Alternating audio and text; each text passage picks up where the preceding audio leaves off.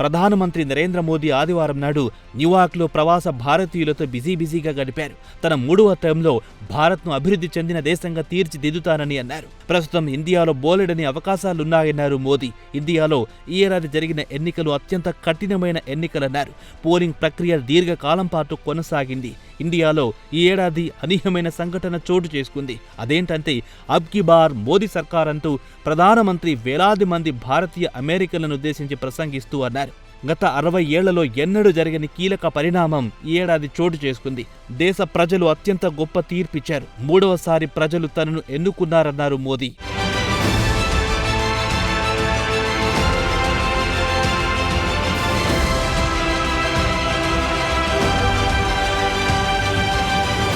తన 3వ టర్మ్లో తాను సాధించాల్సిన ప్రతిష్టాత్మకమైన లక్ష్యాలు చాలా ఉన్నాయన్నారు. 3 రేట్ల బలంతో ముందుకు సాగాలన్నారు ప్రధాని మోదీ. ప్రవాస భారతీయులను ఉద్దేశించి మోదీ ప్రసంగిస్తూ తన జీవితం ప్రజలకు అంకితం చేశారన్నారు. మెరుగైన పరిపాలన ఇవ్వడంతో పాటు ఇండియాను ఆర్థికంగా బలోపేతం చేయడం తన లక్ష్యమన్నారు. రాజకీయాల గురించి ప్రస్తావిస్తూ విధి తనను రాజకీయాల్లో తెచ్చిందన్నారు. తాను జీవితంలో ముఖ్యమంత్రిని కానీ ప్రధానమంత్రిని కానీ అవుతానని కలలో కూడా ఊహించలేదన్నారు. గత 10 సంవత్సరాల నుంచి ప్రజలు తన పాలన చూసి 3వసారి కూడా తనకు ప్రధానమంత్రిగా అవకాశం ఇచ్చారని ప్రవాస భారతీయులను ఉద్దేశించి ప్రసంగిస్తూ చెప్పారు మోదీ.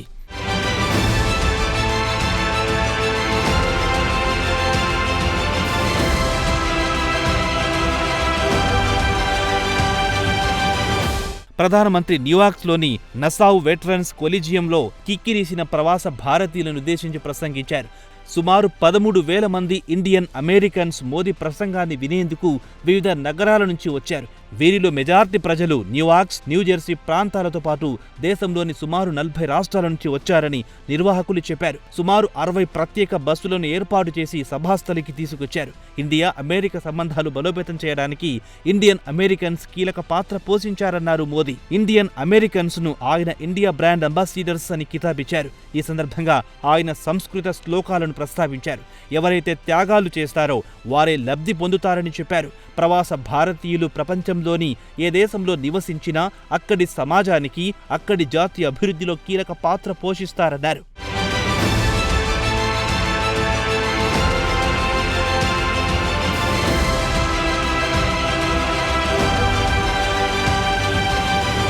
ఇండియాతో పాటు అమెరికా ప్రజాస్వామ్యం గురించి, ప్రపంచ ప్రజాస్వామ్యం గురించి ప్రస్తావించారు.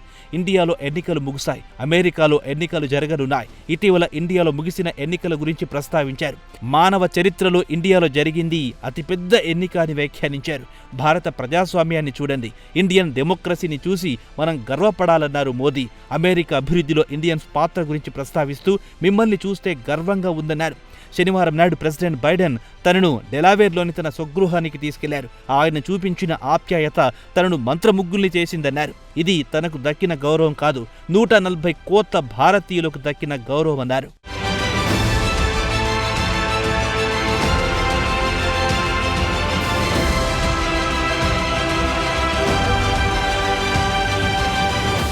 అమెరికాలో ఇటీవల ముగిసిన T20 వరల్డ్ కప్ గురించి కూడా మోదీ ప్రస్తావించారు.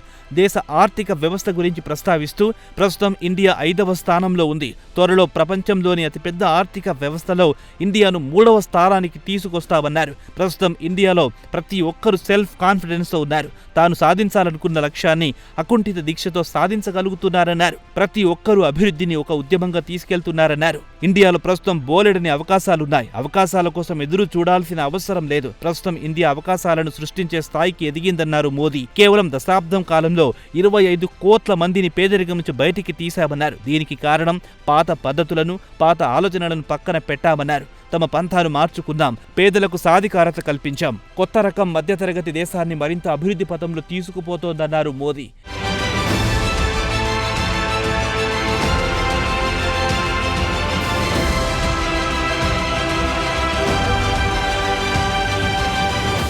ఇదిలా ఉండగా ప్రధాని మోదీ ఆదివారం నాడు అమెరికాకు చెందిన అతిపెద్ద కంపెనీ సీఈఓలతో రౌండ్ టేబుల్ సమావేశం ఏర్పాటు చేశారు.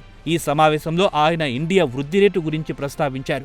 టెక్నాలజీ రంగంలో ఉదాహరణకు సెమీ కండక్టర్ రంగంలో ఇండియాను గ్లోబల్ హబ్గా మారుస్తామన్నారు. కాగా ఈ రౌండ్ టేబుల్ సమావేశం న్యూయార్క్లోని ఆదివారం నాడు లోట్టే న్యూయార్క్ ప్యాలెస్ హోటల్లో జరిగింది. కాగా మోదీ 3 రోజుల పర్యటన నిమిత్తం అమెరికాకొచ్చారు. కాగా ప్రధాన సీఈఓలతో జరిగిన భేటీలో ప్రధానంగా artificial intelligence, quantum technology, biotechnology, life sciences, IT మరియు కమ్యూనికేషన్స్, సెమీ కండక్టర్ టెక్నాలజీపై ప్రధానంగా ఫోకస్ పెట్టారు.